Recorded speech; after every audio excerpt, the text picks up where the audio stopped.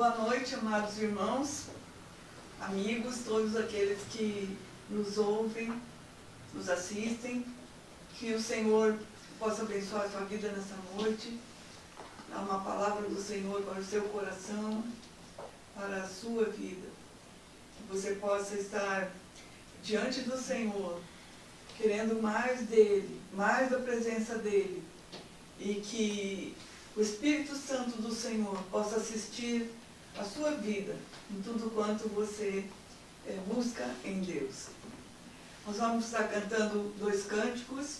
O primeiro dele diz: em repouso, em silêncio.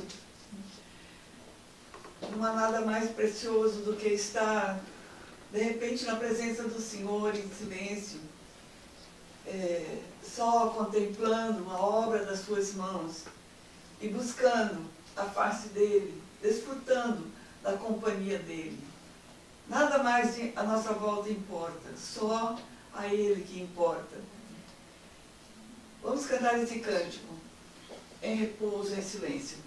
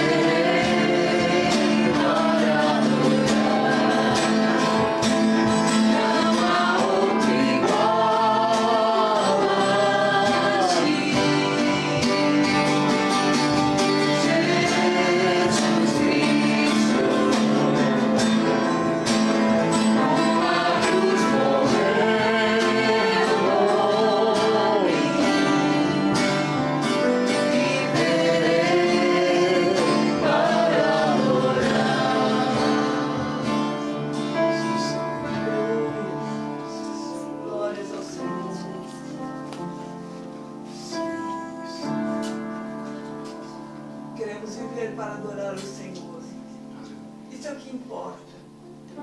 Isso é o que vale a pena, é o que traz vida para as nossas vidas. Esse canto que cantaremos agora, ele diz, eu preciso mais. Mais do que pensei, mais do que expressei. Quando conhecemos ao Senhor Jesus, nós queremos conhecê-lo mais. Vamos tendo intimidade com Ele e queremos mais. Porque Ele nos envolve, Ele nos toma, o seu amor é tão grandioso para conosco, que nos dá toda a motivação para viver. E uma parte desse cântico diz, eu preciso mais, bem mais do que o ar que eu respiro, mas que el aire que eu respiro. Para nossos amigos da América Latina, necesitamos do Senhor em nossas vidas.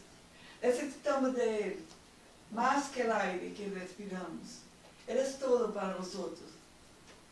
É o que nos dá sentido à vida. Que Deus pueda bendecir a cada um de vocês, irmãos. A cada um daqueles que nos ouvem. Medite nessa canção. E diga ao Senhor, eu preciso mais. Mais do que pensei. Mais do que busquei. Eu preciso mais.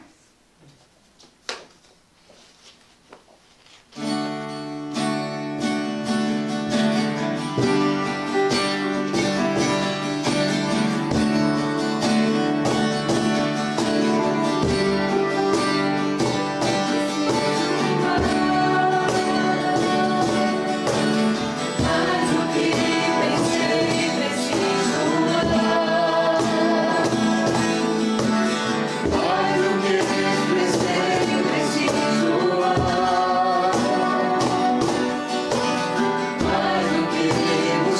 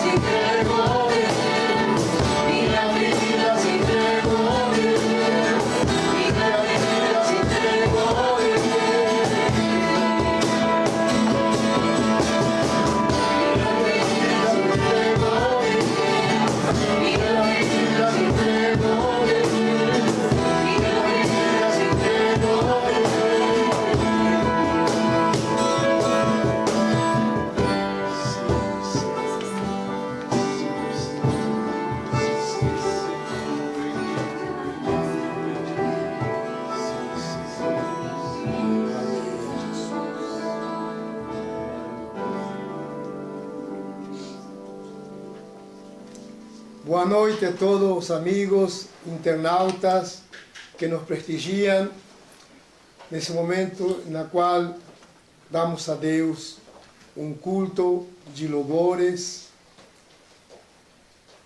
e queremos compartilhar a palavra do Senhor para vossas vidas, ali crendo que através desta palavra, desta voz, que nela está impregnada o Espírito de vida, o Espírito do Senhor, porque assim diz a Escritura, as suas palavras são Espírito e vida, e queremos que esta palavra dê vida, onde há morte, dê vida, onde não há esperança, provoque esperança, onde não há saída, o poder de Deus abre um caminho para vocês.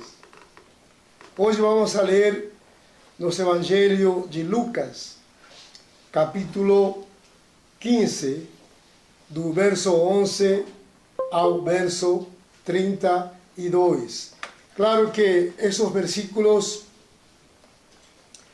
todo é uma parábola na qual o Senhor Jesus, Ele mesmo é quem conta essa parábola.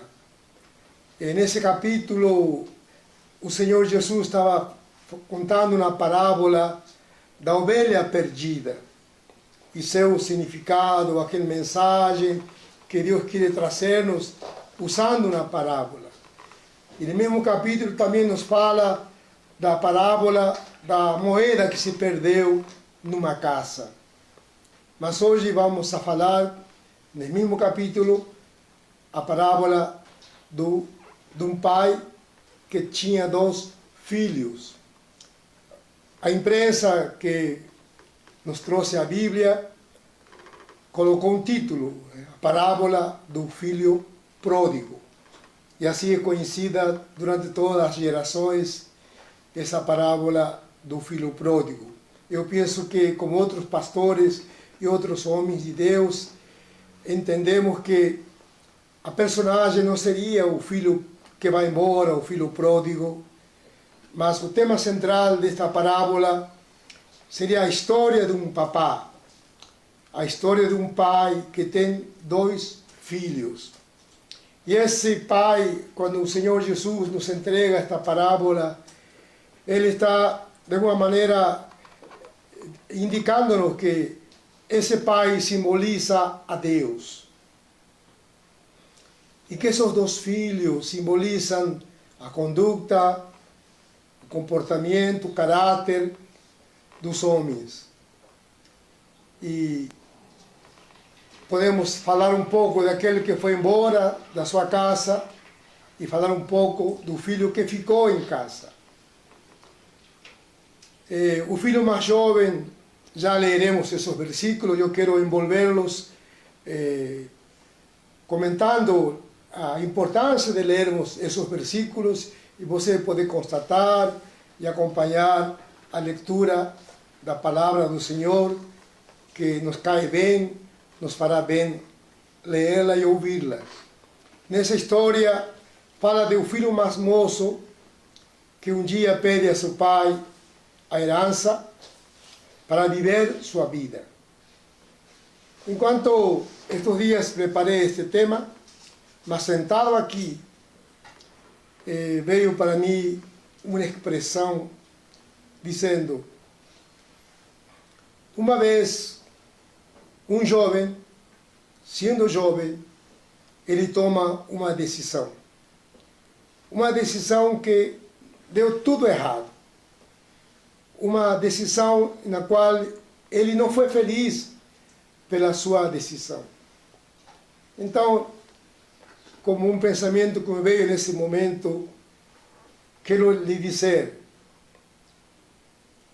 quem na vida um dia não tomou uma decisão e que foi infeliz, que não foi uma decisão certa,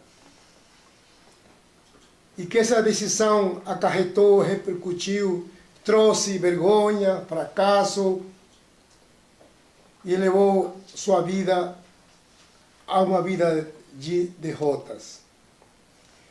Claro que aqui o Senhor Jesus nos conta uma parábola para revelar o caráter de Deus. E nesta parábola nós vamos a entender que o mundo não nos dá nada. Só Deus nos dá. O que o mundo faz é tirar tudo de nós. Este jovem se vai com a herança que pede antecipada a seu pai, se vai cheio de recursos, uma quantia sem dúvida expressiva, porque o pai era muito rico, mas ele perde tudo, ele gasta tudo. E agora? O precioso neste jovem que vai embora, que apesar do fracasso, ele busca retornar. Porque este pai revela o caráter de Deus. Um Deus que perdoa. O mundo não te dá uma segunda chance. Como eu acabei de dizer, o mundo não dá nada. Só Deus dá. Deus é um Deus perdoador, um Deus que sabe que somos propensos a errar, que por momentos somos tomados de uma presunção, nos cegamos, nos entorpecemos, nos achamos que estamos certos e quebramos a cara. E agora, saiba que há um Deus que perdoa, há um Deus que restaura, há um Deus que ama, um Deus que quer levantar sua vida. Você que talvez vive a marca de um fracasso, sim, volte-se a Deus e encontrará um Deus que pronto a abrir seus braços, perdoá-lo, restaurá-lo e levantar sua vida a uma nova etapa. Esta parábola é tão ampla, não há nenhuma de outras parábolas tão expressiva como esta parábola, com tantos detalhes. Claro que não falaremos todo aquilo que se podia extrair, tirar desses versículos, mas levaremos uma linha nessa noite. Vamos a ler então Lucas capítulo 15, a partir do verso 11. Continuou, certo homem tinha 2 filhos. O mais moço deles disse ao pai: Pai, dá-me a parte dos bens que me cabe. E lhes repartiu os haveres. Passados não muitos dias, o filho mais moço, ajuntando tudo o que era seu, partiu para uma terra distante e lá dissipou todos os seus bens, vivendo dissolutamente. Depois de ter consumido tudo, sobreveio àquele país uma grande fome, e ele começou a passar necessidade. Então ele foi e se agregou a um dos cidadãos daquela terra, e este o mandou para os seus campos a guardar os porcos. Ali desejava ele fartar-se das alfarrobas que os porcos comiam, mas ninguém lhe dava nada. Então, caindo em si, disse: Quantos trabalhadores de meu pai têm pão com fartura, e eu aqui morro de fome? Levantar-me-ei e irei ter com meu pai, e lhe direi: Pai, pequei contra o céu e diante de ti. Já não sou digno de ser chamado teu filho. Trata-me como um dos teus trabalhadores. E levantando-se, foi para o seu pai. Vinha ele ainda longe, quando seu pai o avistou, e compadecido dele, correndo, o abraçou e o beijou. E o filho disse: Pai, pequei contra o céu e diante de ti. Já não sou digno de ser chamado teu filho. Entretanto, o pai ordenou aos seus servos: Trazei depressa a melhor roupa, vestiu com distinção, ponde-lhe o anel de autoridade e as sandálias de filho. Também trazei o novilho gordo e o preparai. Comamos, façamos uma grande festa e regozijemo-nos. Porquanto este meu filho estava morto e voltou à vida, estava perdido e foi encontrado, e começaram a celebrar o seu regresso. Entre mentes, o filho mais velho estava no campo. Quando foi se aproximando da casa do pai, ouviu o som da música e das danças. Então chamou um dos servos e indagou-lhe sobre o que estava acontecendo. Este informou: Teu irmão regressou e teu pai mandou matar o novilho gordo, porque o recebeu de volta são e salvo. Mas o filho mais velho encheu-se de ira e negou-se a entrar. Então o pai saiu e insistiu com ele. Porém, ele replicou ao pai: há tantos anos tenho trabalhado como escravo para ti, sem nunca ter desobedecido a uma só ordem tua. Contudo, tu nunca me ofereceste nem ao menos um cabrito para que eu pudesse festejar com meus amigos. No entanto, chegando em casa esse teu filho, que pôs fora os teus bens como prostitutas, tu ordenaste matar o novilho gordo para ele. Então lhe arrazoou o pai: meu filho, tu sempre estás comigo, tudo o que possuo é igualmente teu. Porém, nós tínhamos que celebrar muito a volta deste teu irmão e regozijarmos-nos, porque ele estava morto e reviveu, estava sem esperança e foi salvo. Obrigado, obrigado. Então, amados, já nos familiarizamos com essa escritura, com esta parábola, e podemos entender o pensamento pelo qual Deus nos quer levar a través desses versículos, desta história de um pai que representa o próprio Deus, o pai por excelência de todos nós. Esse pai tinha 2 filhos.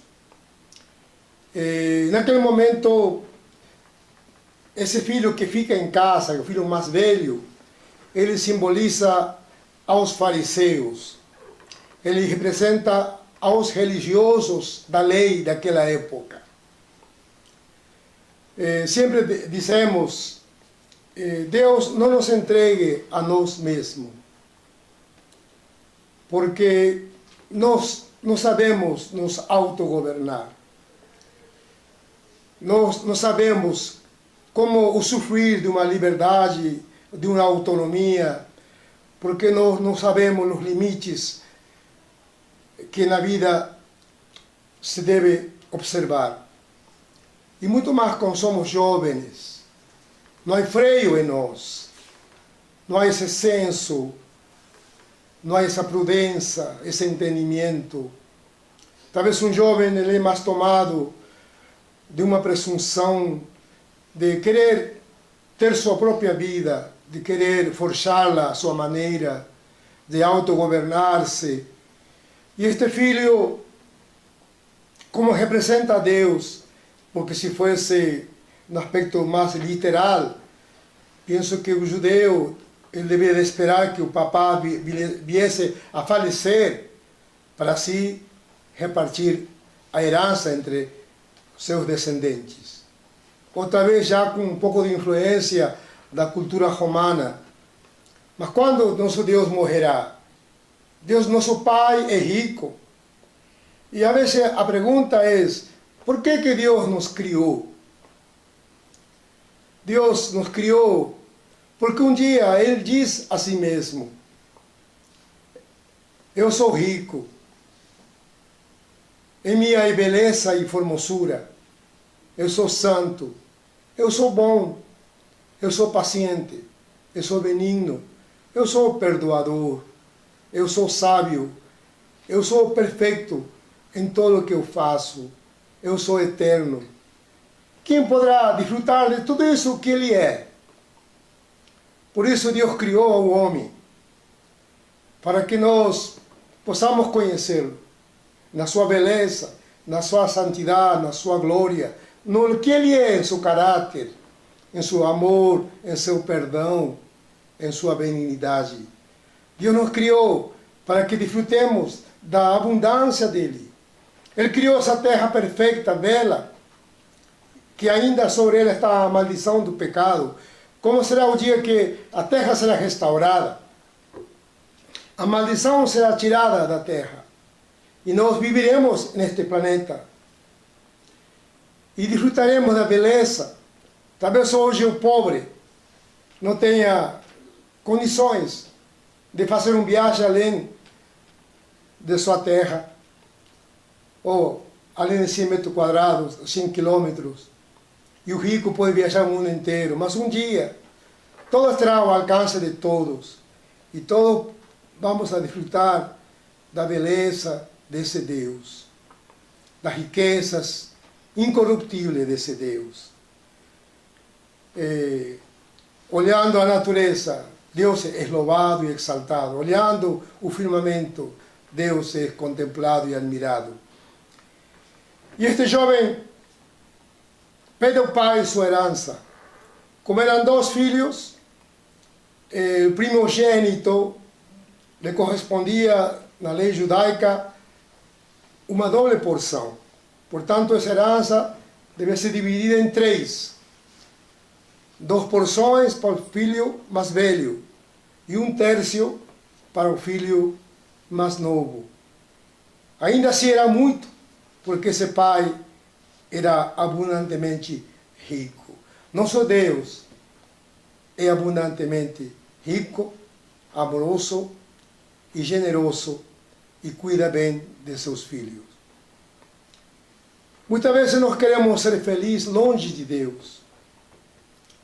Jamais seremos felizes longe de Deus.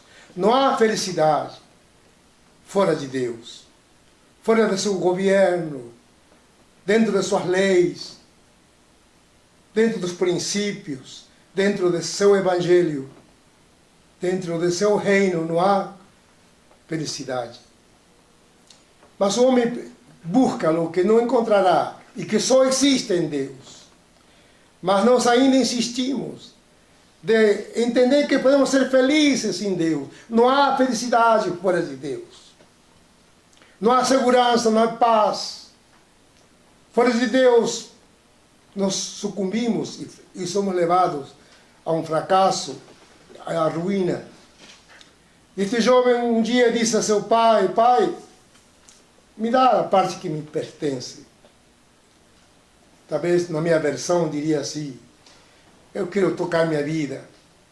Quero ver o que esse mundo tem a me oferecer. Quero descobrir que há além dessas fronteiras. Me dá a parte que me pertence. Eu penso que esse pai amoroso deve ter dito a seu filho: filho, não faça isso. O que te falta? Não é feliz aqui ao meu lado? Muitas vezes, há uma famosa frase aqui em Brasil, nesses 40 anos que tenho do Brasil, aprendi a conhecer essa frase, que dizemos: era feliz e não sabia. Não? E às vezes, nós filhos jovens reclamamos do convívio, da sombra de um pai, de uma mãe, de uma comida, de um conforto, sabendo que os pais fazem de tudo para brindar o melhor para um filho. E às vezes não sabemos mais como agradar, porque nada está bom. E ele não estava bom para esse jovem. Não soube apreciar aquilo.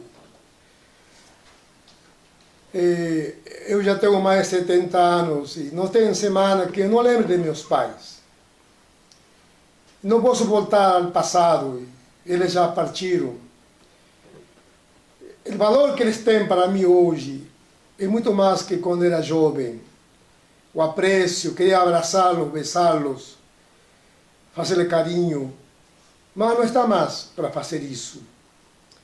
Os anos nos fazem amadurecer e dar valor às coisas que às vezes um jovem não dá. E ele se vai.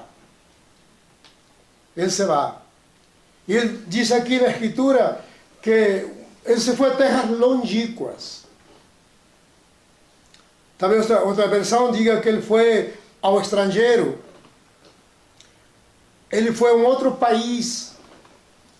Por quê? Porque o judeu, pela lei de Moisés, em Deuteronômio, nos diz que o judeu não pode comer porco, lechon,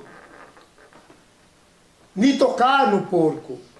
Porque, segundo a lei de Moisés, o porco era considerado imundo.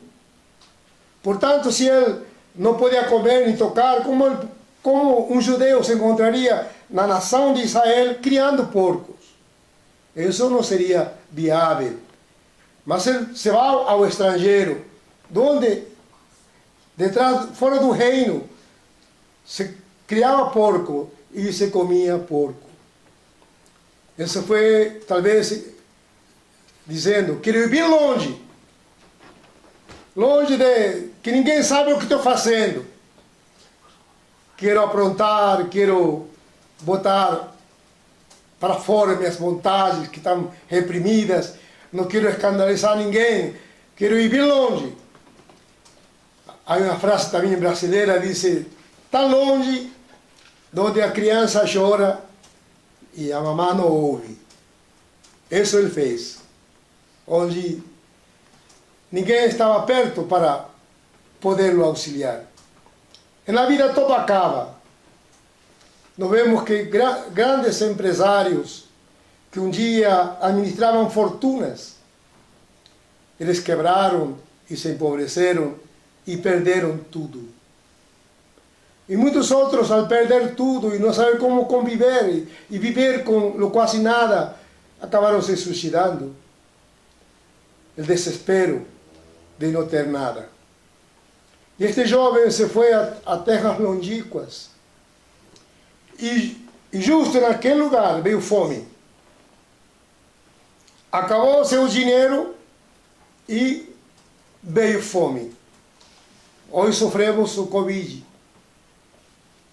Muitos perdem o emprego, muitos empresários quebram suas economias, os governantes não sabem o que fazer para encontrar uma saída, há temores por todo lado, muito temos que ajustar um pouco o cinturão, saber viver com o pouco, e como nunca mirar a Deus, que de algum lugar Deus possa nos socorrer.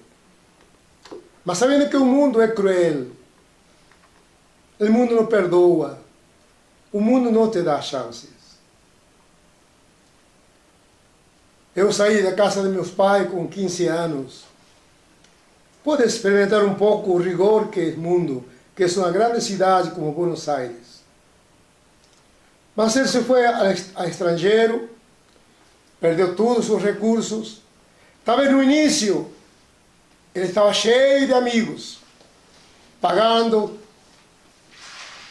sendo o maior da área do centro das atenções. Obrigado, filho, das atenções. E quando você tem recurso, você é valorizado.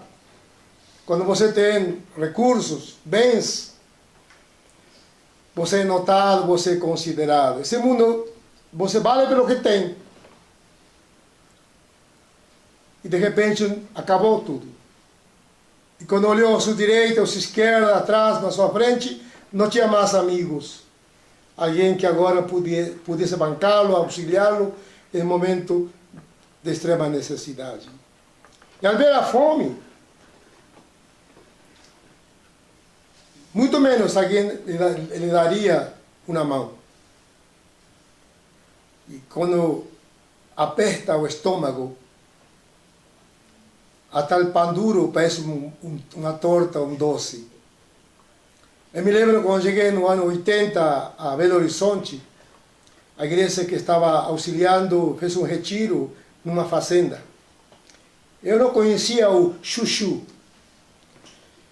E faziam um jejum durante o dia e à noite entregavam o jejum. Eu já vinha de uma prática de jejuar muitos dias, portanto, para mim, fazer 3 dias sem comer, naquele momento era algo muito fácil, mas para essa igreja era muito ficar o dia sem comer. E aí falavam que o chuchu não tinha sabor, mas quando chegava à noite, eles descobriam que o chuchu realmente tinha sabor. Com o estômago cheio, a vezes, é difícil encontrar sabor nas coisas. Desprezamos coisas boas. E a fome apertou nele. E ele já chega a um fazendeiro, alguém do campo que criava porco, e lhe pede um trabalho. E ele lhe dá o trabalho de cuidar de porco. Quando a fome aperta, amados, conheci um grande amigo meu que ficou doente no hospital e por 3 dias ele estava tomando soro, o alimento, e ele sonha à noite que estava comendo a perna da enfermeira. Tanta a fome que ele tinha, que ele sonha que estava devorando a perna da enfermeira, e ele ficou assustado. Esse tirano do estômago, quando aperta, você comete pedra. E ele foi a essa fazenda, o que nunca na vida pensou fazer: cuidar de porcos. Filho de um pai rico. Agora, a fome apertava e ele disputa com os porcos a comer as alfarrobas que comiam os porcos. Nesse mundo, longe de Deus, não há como ladeira abaixo você brecar, parar. No mundo sem Deus, você não consegue fazer pé. Você não consegue se levantar. Nesse mundo sem Deus, você vai rodando cada vez a lugares mais baixos. O mundo é assim. E ele, de repente, ele acorda, ele volta em si. Eu acho que ainda de tanto em tanto eu volto em si e olho meu passado e tenho um conceito diferente de coisas que já vivi. Às vezes estamos num sonho, não conseguimos ver, enxergar além de 1 metro quadrado. Parece que um jovem é tomado de uma cegueira, do seu egoísmo. Os pregadores dizem que essa parábola a titula como a parábola do filho pródigo.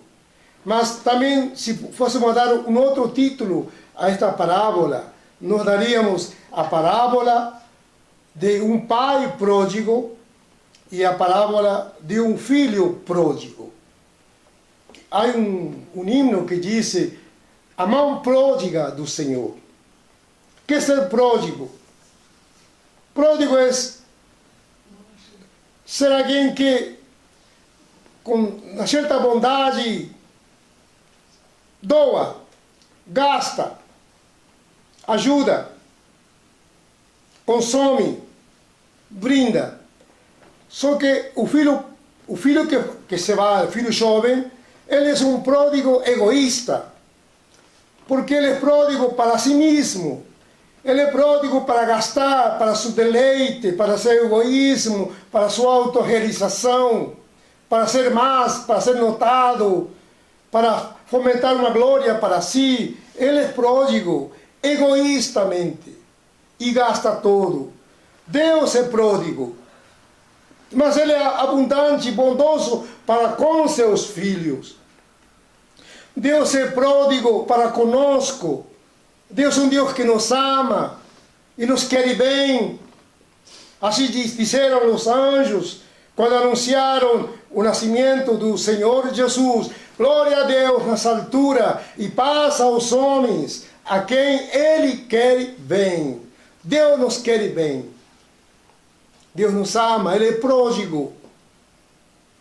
O mundo é pródigo egoístamente.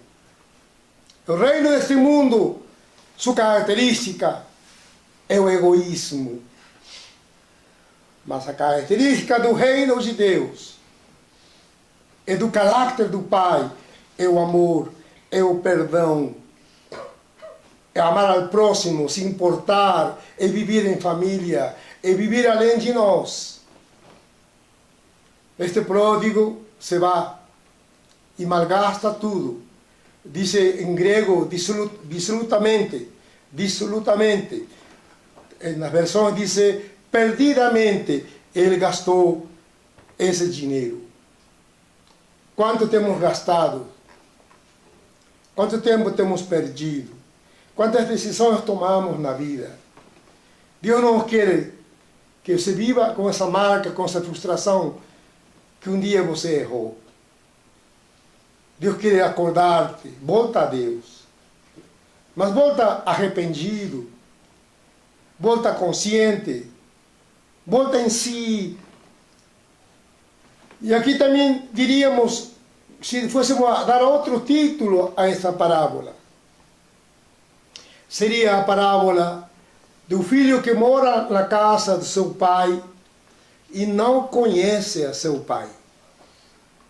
E o filho que, ainda conhecendo a seu pai, quem ele é, toma a decisão de se aventurar longe de seu pai.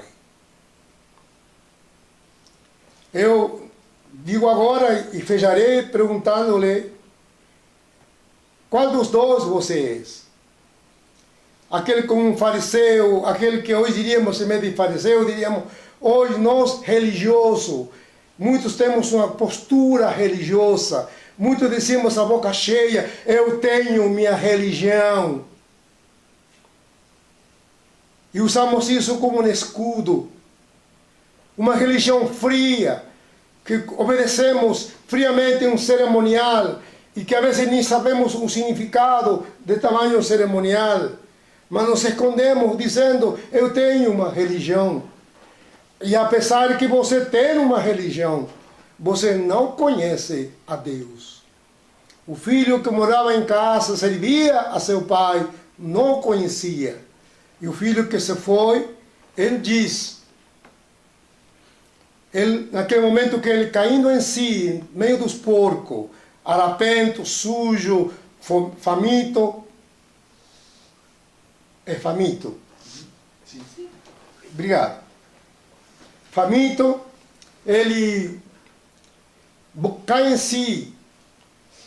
Eu digo assim, Deus, através do Espírito Santo, através da sua palavra, pronunciada, comunicada por homens, Deus está chegando a ti para despertá-lo, para que se volte a Deus, para que caiga em si, e invoque a Deus na sua vida e tome uma atitude. E esse jovem, ele pensa e diz, quantos jornaleiros, ele não disse os servos que o pai tinha, mas se fala dos funcionários, empregados, quantos jornaleiros na casa de meu pai. Ele faz o seguinte comentário, diz, tem em abundância. E eu aqui, filho, padeço fome. A bondade que ele se refere a seu pai não era meramente a bondade que ele tinha para com ele, de pai para filho, mas sim essa bondade que Deus tem para com seus funcionários, que ele tem para com seus peões, com seus empregados.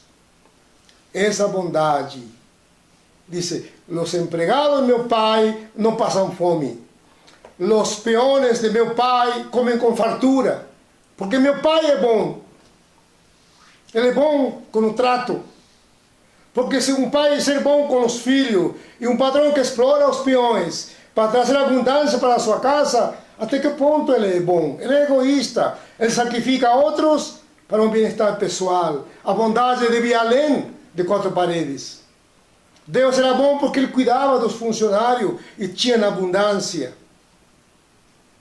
Eu morei não faz muito tempo em outro país e o salário que se paga a uma senhora que trabalha na limpeza, eu era tão miserável que eu disse, quando eu pago no Brasil, aqui posso pagar 3.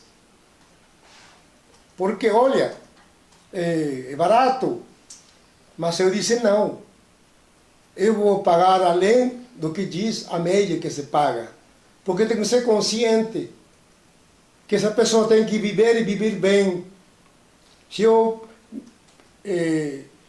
me sirvo dela, quero também que seja abençoada, e eu podia, dentro do que podia, pude aumentar o seu salário, não porque estava me sobrando, mas que se eu recebia um favor, eu tenho que retribuir amorosamente e reconhecer o valor desse serviço.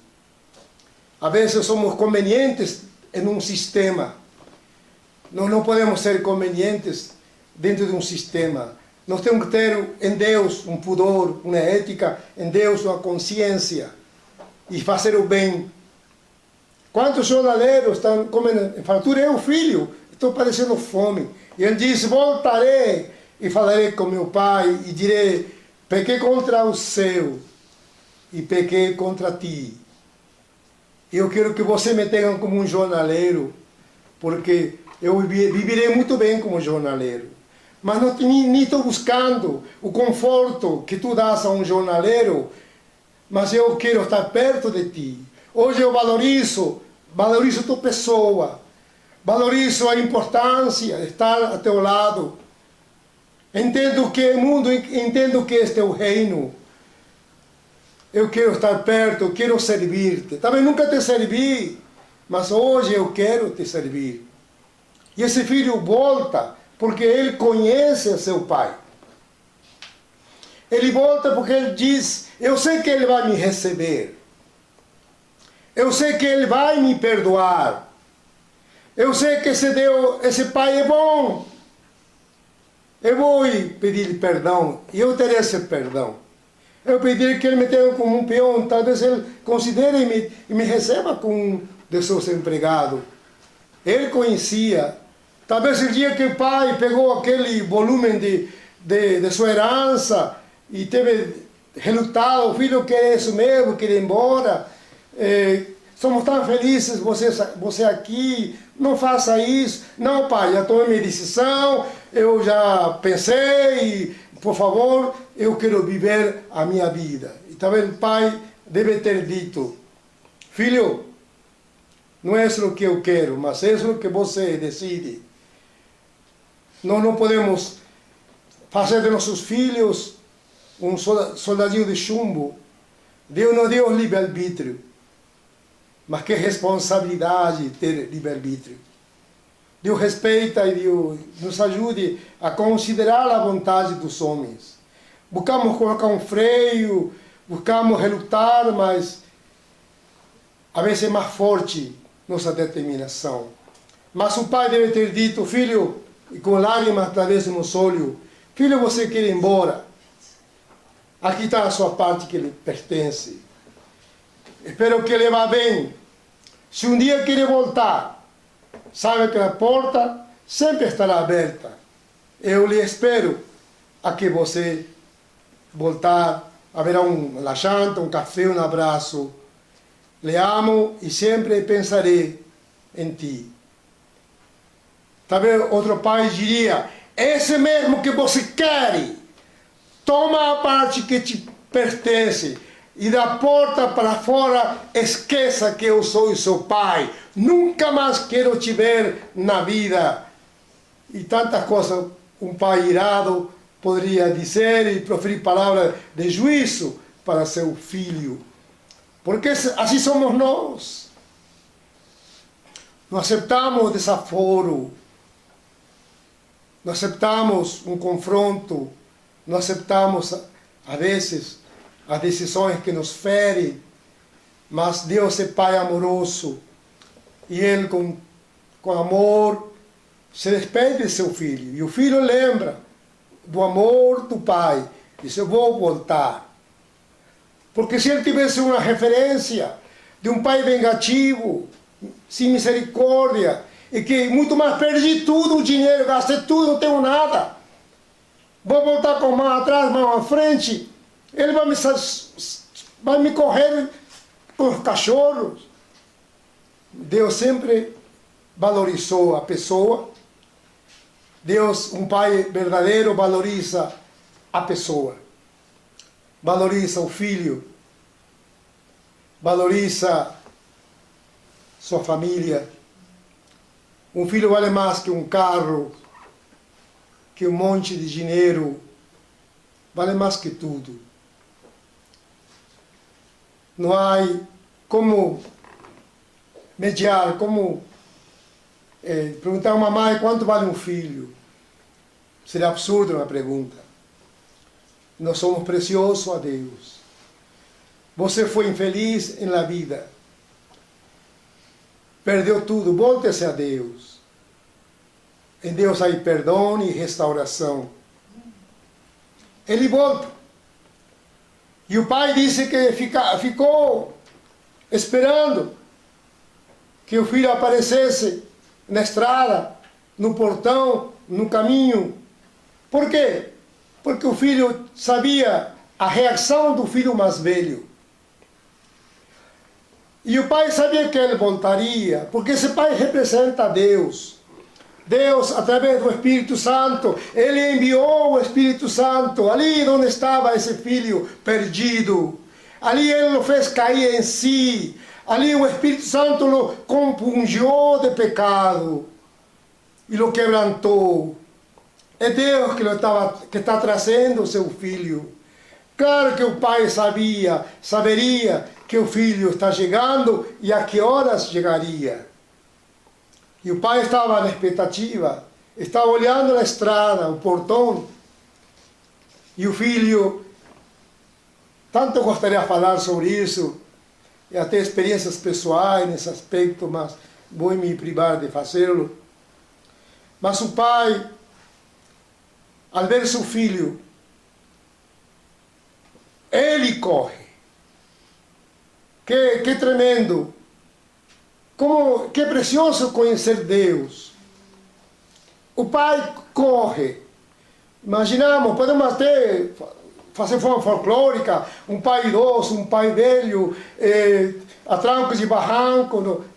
Simboliza um Deus vigoroso. Corre ao encontro do filho e ambos correm e ambos se abraçam. Gostaria de colocar a música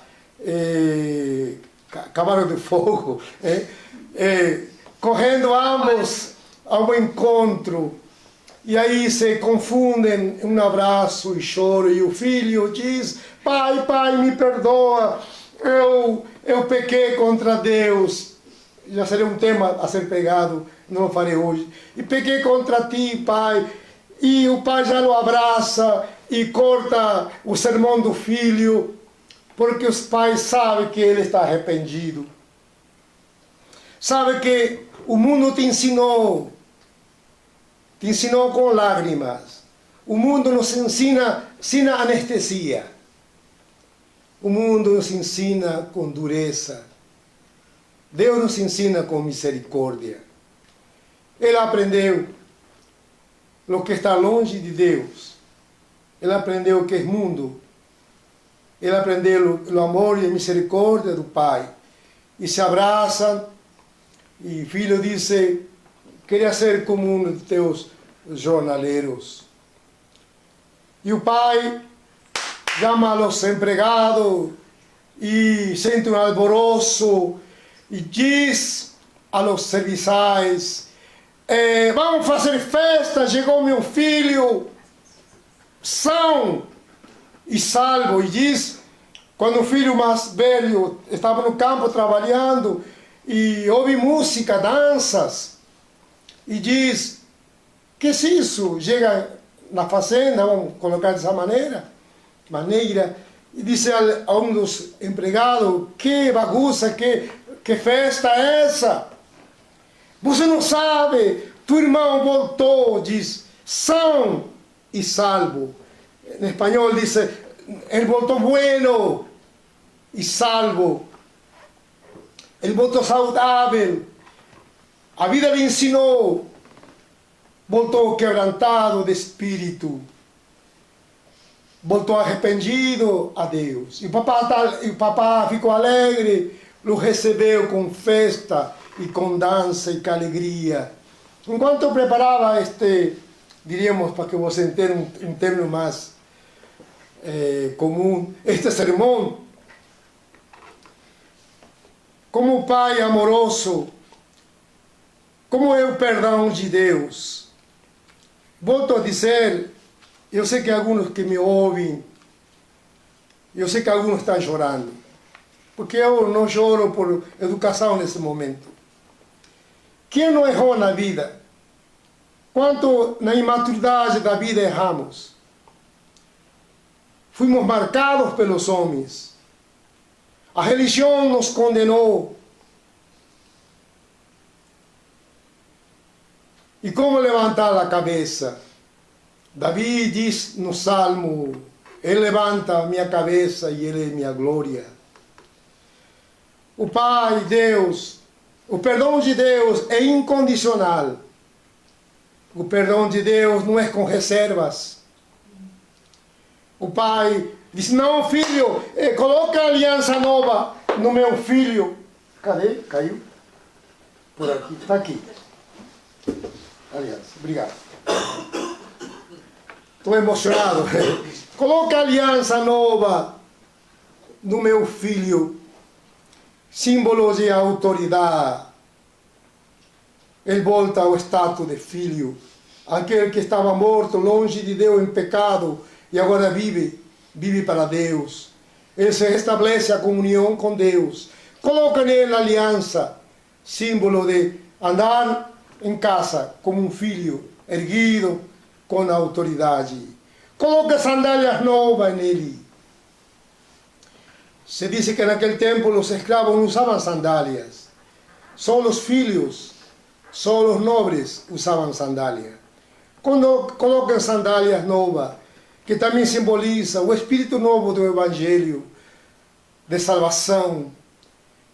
Vestes novas. Ele voltou harapento, assim se diz. Andrajoso. Maltrapilho. Magro. Desnutrido. O rosto abatido. Agora a graça vai formoseá-lo.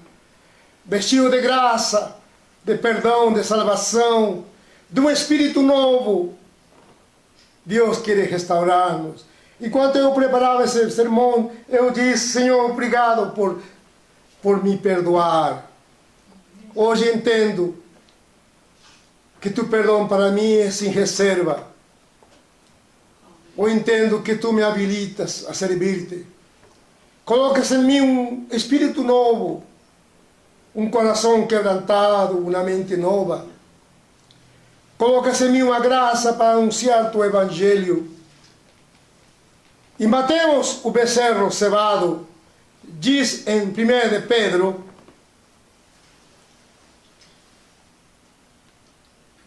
aleluia, glória a Deus. Diz a palavra que Jesus era o Cordeiro, que desde antes da fundação do mundo, ele foi escolhido, ele foi destinado, ele foi preparado. Antes que o mundo fosse, Deus projetou um programa, idealizou um propósito, criar-nos. Ele podia ver no Gênesis, Adão e Eva escolhendo errado, a queda, o pecado. E Deus providenciou a que seu Filho viesse ao mundo, a morrer e a redimir-nos e a salvar-nos da condenação que havia sobre nós. Portanto, esse becerro, e esse Deus, esse Pai é Deus, e esse becerro simboliza ao Senhor Jesus. Vamos a ler. 1 Pedro 1,19.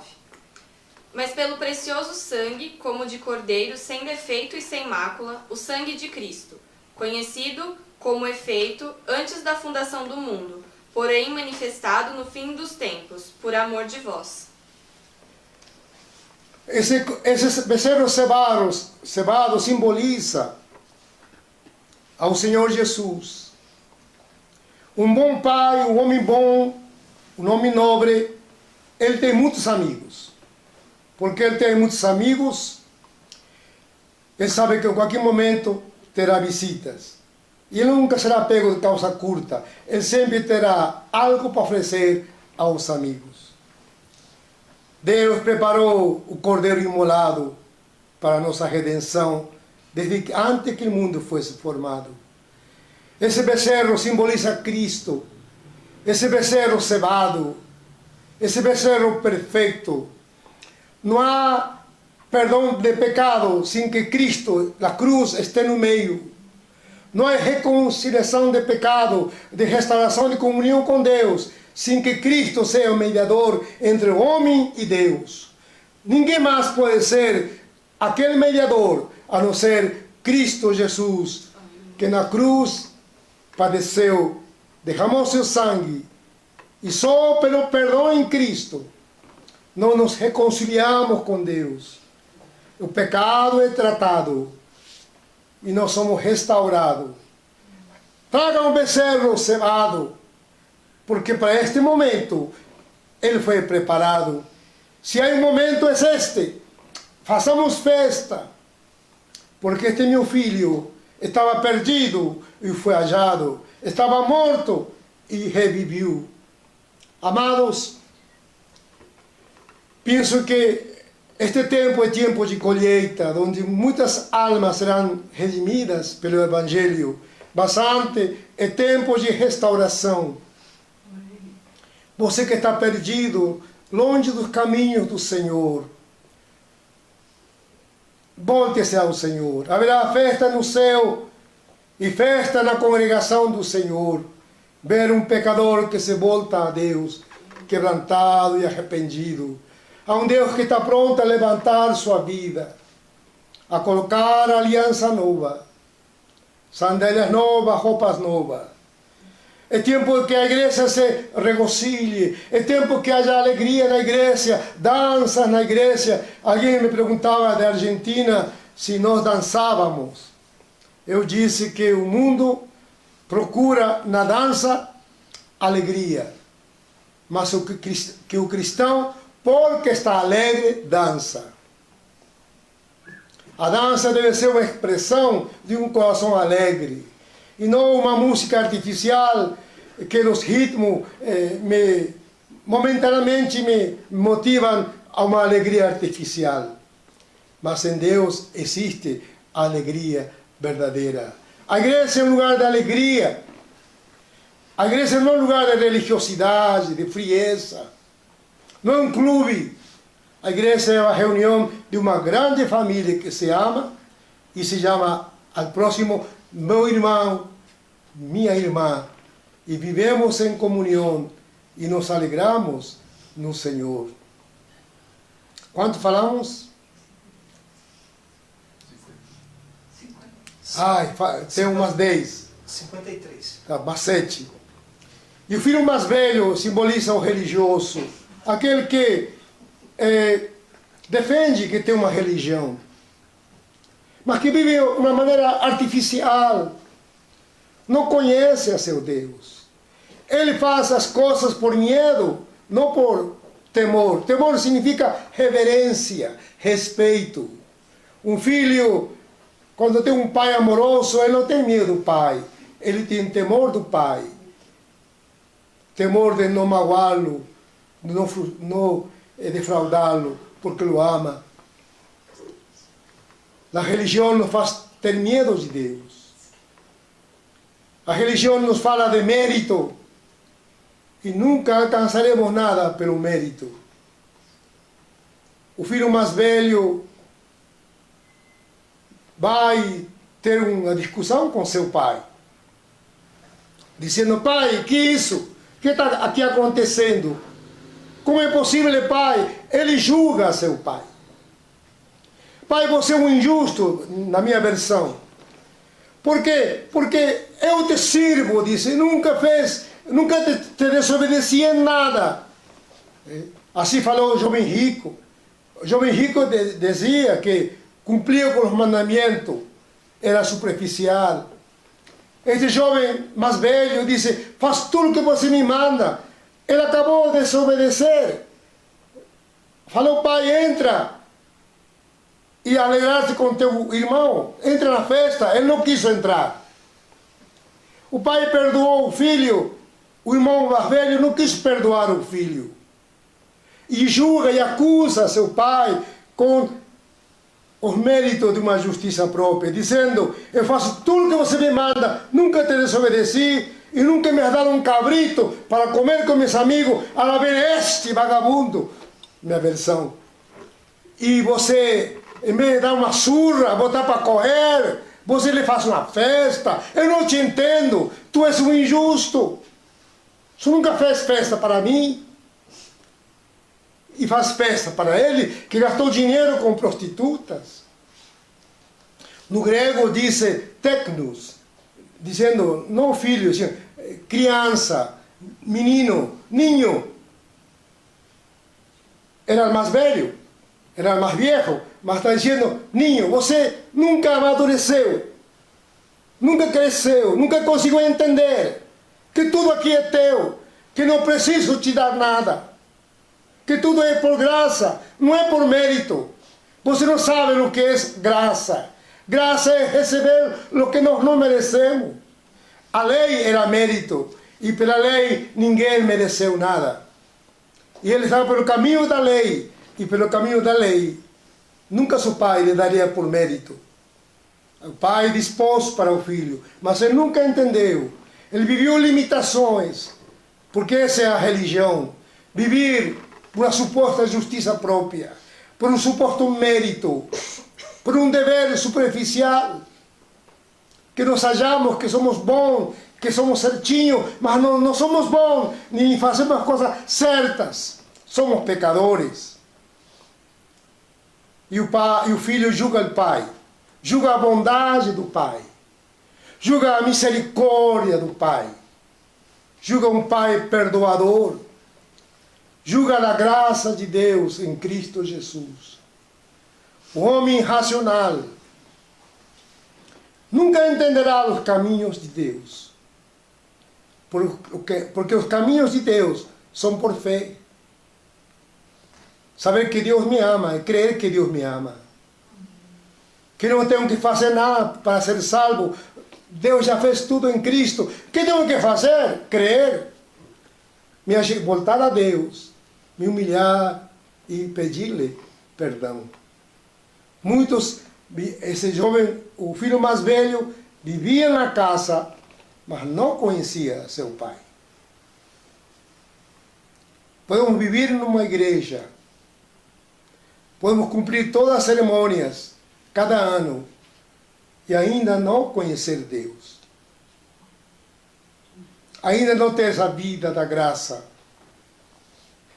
Se refém do nosso esforço, da nossa religiosidade, viver vazios, sem esperança, sem fé, sem alegria. Que ideia temos de Deus? Como falamos nas pregações anteriores, nas lives anteriores, que Deus se ha revelado a nós em Cristo, para que o conheçamos. Quem é Deus? Deus lhe ama, Deus deseja restaurar, Deus deseja salvar sua vida. Amém. Vamos orar. Há mais para falar, mas deixamos para um outro momento. Vamos orar ao Senhor. Como a palavra chegou ao seu coração, como essa palavra chegou a seus ouvidos, como você se encontra? Quer voltar-se a Deus? Quer dizer, Senhor, eu tenho praticado uma religião, mas estou vazio. Descubra que não te conheço, pois para mim é algo tão distante. Eu quero ter paz, eu quero desfrutar, conhecer-te em tu beleza, em tu grandeza. Eu quero receber tu presença dentro de mim. Eu quero o teu perdão, eu quero uma vida nova. Vamos a orar? Sim?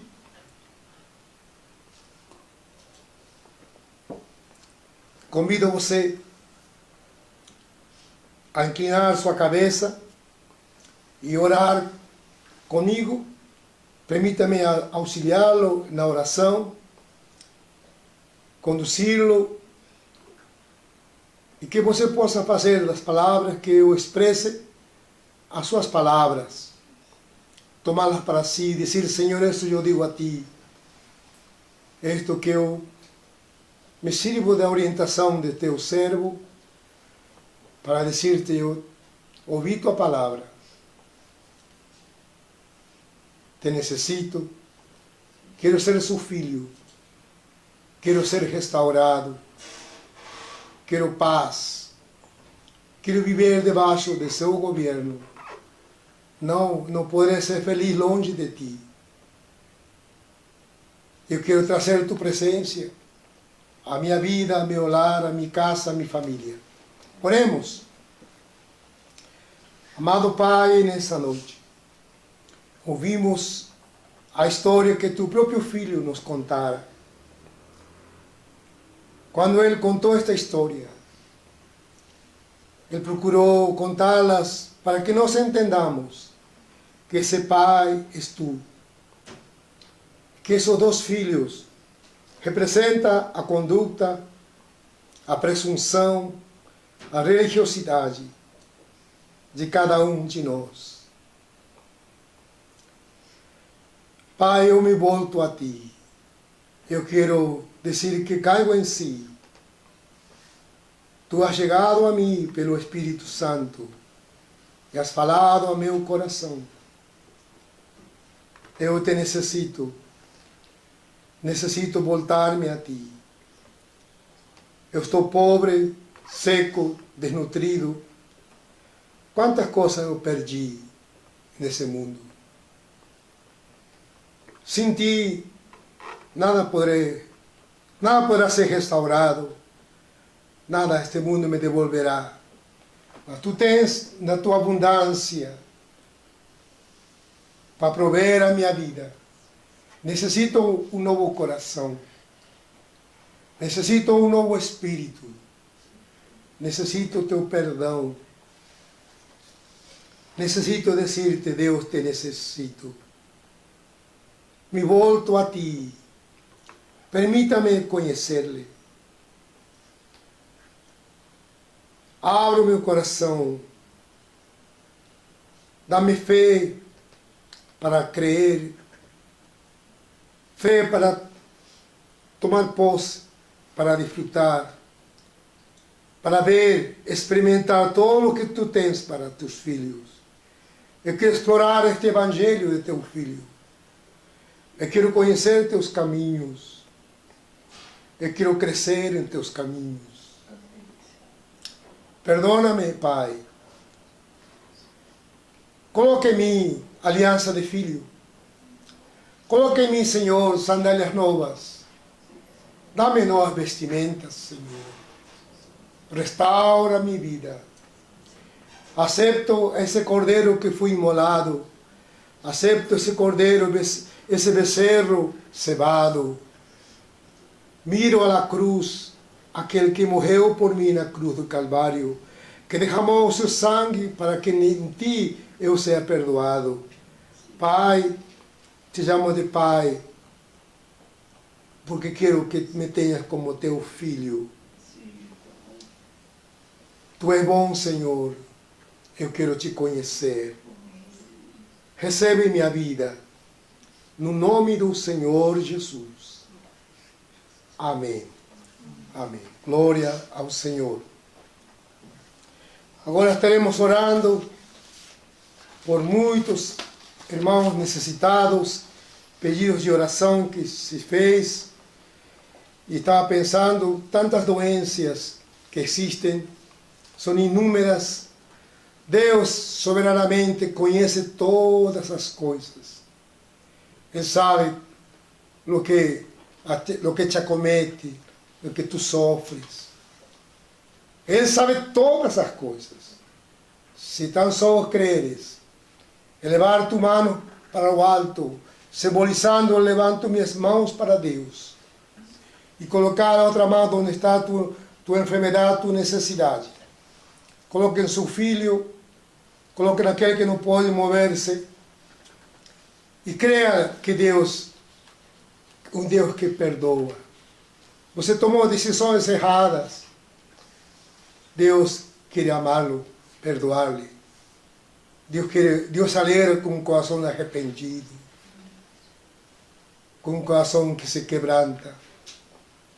Quero orar por enfermidades que fazem cair o cabelo, por sinusites, por déficit de atenção e hiperatividade, autismo, dislexia, dificuldade de aprendizado, transtorno opositivo, desafiador, câncer, neuropatia, zumbido, artrites, doenças genéticas, cirrose, enxaqueca, dor de cabeça, psoriase, reumatismo, fobias, fibromialgia, vícios, Covid, dores agudos, artrose, leucemia, psicopatias, transtornos emocionais, cálculos de rins, cálculo da vesícula, depressão, ansiedade, transtorno de sono, hérnia, asma, problema na coluna, no quadril, problemas para assimilar comidas. Estes dias uma criança foi curada de doença, problemas de lactose, intolerância de lactose, que lindo, foi curado. Outros de estômago, outros de coluna, e outros estavam com problemas no fígado, e Deus curou de câncer. Tudo Deus pode. E Deus está sempre ao alcance de todos. Deus lhe ama. Deus se ha chegado a ti no teu lar. Ele está ali presente. Sentirás sua presença. Eu estarei orando por tua vida e adorar por ti. Alguns confessaram, sim, que sentiram uma corrente elétrica em seu corpo, porque Deus é dínamos, diz em Atos: recebereis poder quando venha sobre vós o Espírito Santo. No grego diz: recebereis dínamos, a dinamita que explode para provocar energia, para destruir como para construir. Deus, essa unção ressurrecta que ressuscitou ao Senhor Jesus dentre os mortos, essa potência divina estará ali presente. Alguns hão de cair como adormecidos, outros sentirão um calor em seu corpo, outros sentirão tonturas. Talvez Deus estará limpando, liberando de opressões malignas. Que orar por pensamentos que lhe perturbam. Qual seja a sua necessidade, coloque-lo diante dele, e eu estarei orando a seu favor. Amado Pai, no nome do Senhor Jesus, ministro aos lares, invocando-te a ti, confessando tua presença, o poder do Espírito Santo, ali em cada vida que se eleva a ti, seus pensamentos, sua fé, direciona a ti seu coração, dizendo: Deus, te necessito, perdona-me, me volto a ti. Deus perdoador e de misericórdia, salva-me nesta hora, socorre-me em todas as minhas necessidades, tu todo o podes, ainda que minha fé seja pequena, tu consideras a minha limitação. Eu miro a ti, elevo meus olhos a ti. Se propício a mim, pecador. No nome do Senhor Jesus, a unção do Senhor se manifesta com poder, sarando, curando, libertando, operando. Seque-se todo câncer. No nome do Senhor Jesus, seque-se toda fonte de enfermidade. No nome do Senhor Jesus, repreendo todo mal-estar, repreendo toda enfermidade. Cesse a unção e o Espírito de vida, da vida, toca, restaura, sara, cura, traz renovo, vigor, paz. Todo pensamento que perturba, todo dardo inflamado do inferno, no nome do Senhor Jesus, lo repreendo, lo repreendo, lo repreendo. No nome do Senhor Jesus, lo repreendo. Se tu operas em cada lar, estiendes tua mão e lo tocas, e lo tocas, no nome do Senhor Jesus. São tocados, são visitados, no nome do Senhor Jesus, são tocados para a honra e glória de teu nome, Senhor. Sim, Pai, cremos e confessamos teu socorro e teu agir em cada vida e em cada lar, para a glória e honra de teu nome. Amém. Amém. Que alegria, mais um culto, mais uma live, de poder estar ministrando, chegando ao seu lar. Procure, na próxima culto, coloque seus testemunhos. Nós temos outras lives da Missão Cristã Elim. Acesse na página da Missão Cristã Elim. E nós temos igrejas espalhadas no Brasil. Você pode frequentar quando seja possível a uma das nossas igrejas. Que Deus vos abençoe. Um grande abraço a todos. Amém.